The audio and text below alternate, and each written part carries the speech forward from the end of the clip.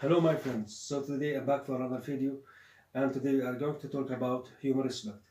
So when we say human respect, we actually tell you the desire to be validated or accepted by your friends. And of course this can be good moderation, but today we are going to talk about when you let human respect guide your life. I mean, obviously, I think the vast majority of people, 99.9% of people at one point or another do give in to peer pressure and care what other people think about them. But I think the dangers of this in the long run, especially if you dictate your life, is that your actions will no longer be genuine. They're going to be a product, you yourself are going to be a product of what other people want and expect of you.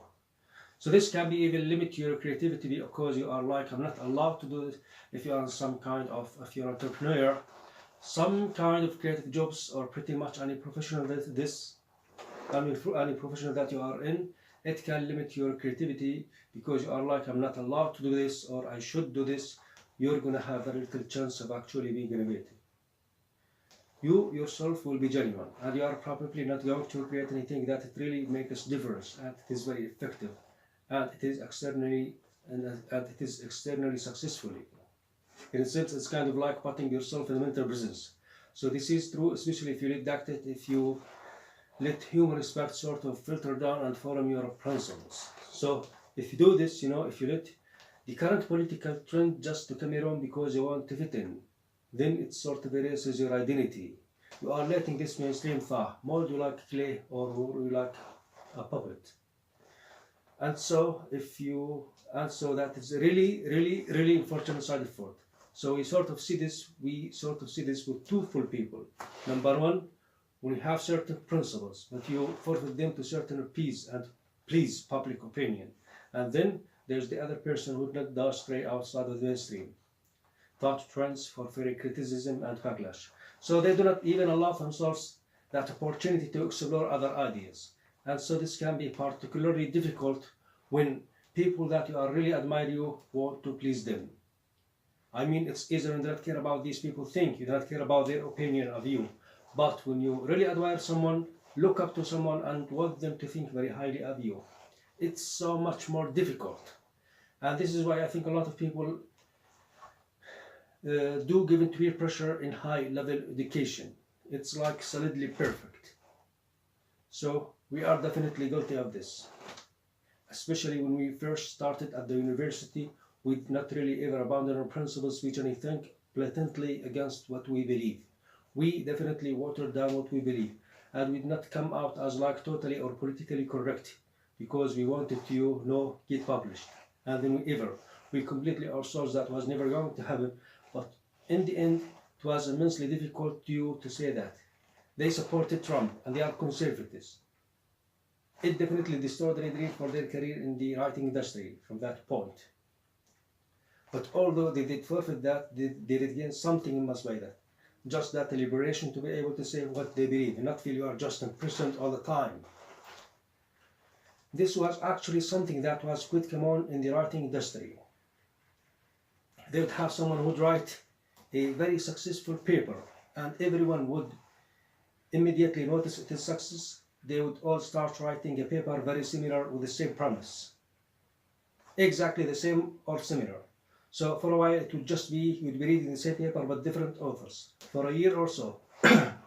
And then someone who decided to be original and would write a paper that had a very original premise, and it blew all the other papers out without competition, and it would be very successful. And then everyone would piggyback of that and follow it again.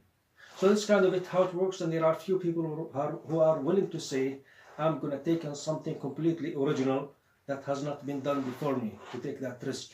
And I'm going to do what I want to do, or write what I want to write. And these are the kind of people that at the end up changing the game for sure. But of course, you cannot please everyone. And they were very prominent in New York Times, best-selling authors, some of whom if even met, and they were very very politically correct stuff. But even so, they would constantly be attacked by people saying you do not have enough diversity in your books, on your papers, till after these, accommodations they make. And so we haven't heard this, even you are going to play the game, you will still get backlash. You cannot never please everyone. Well, it's kind of actually similar to what I'm saying before, when you act in accordance with what other people want and expect of you. You might write, or just in the grand scheme of things, do things in general that you would not necessarily otherwise do, that maybe they could be in direct conflict with your actual foundation and principles. And so it will make you betray those in order to please other people. So it is best, and I know it's super hard, and a lot of people does not make you a bad or a weak person if you fail it every once in a while. Because everyone pretty much does. But if you do give in to your pressure, sometimes it will be better for you to go back afterwards. And I'm going to say to stay true to who I am, what I believe. And that's what I can actually make a difference in a way that I want to. I mean, you look at your work afterwards and be like, wow, this is completely not really an accomplishment. It's a product of what other people want and expect of you. I'm really happy with it. That is eventually what we realized, and took us many years. So we were not perfect straight out of the gate. And it took a while to just be like, oh, screw it all. And just do what I want to do, say what I want to say, live according to your actual foundation and principles. And when we say actual foundation and principle, and when we say, we actually tell you, we actually mean to return to Islam religion. All cases go back to Allah for judgment. But it definitely does take a lot of courage to oppose public opinion. But on the other hand, you also understand people who are who have jobs. They don't necessarily have to go along with mainstream, but they can just stay silent. So I think it's really is true that at the end of the day, if you live according to human respect, trying to gain human respect from others, dictating your life, that you really are going to be unhappy. You are not going to feel fulfilled, and you are not going to feel like you're genuine yourself. And I think I can ever say from experience,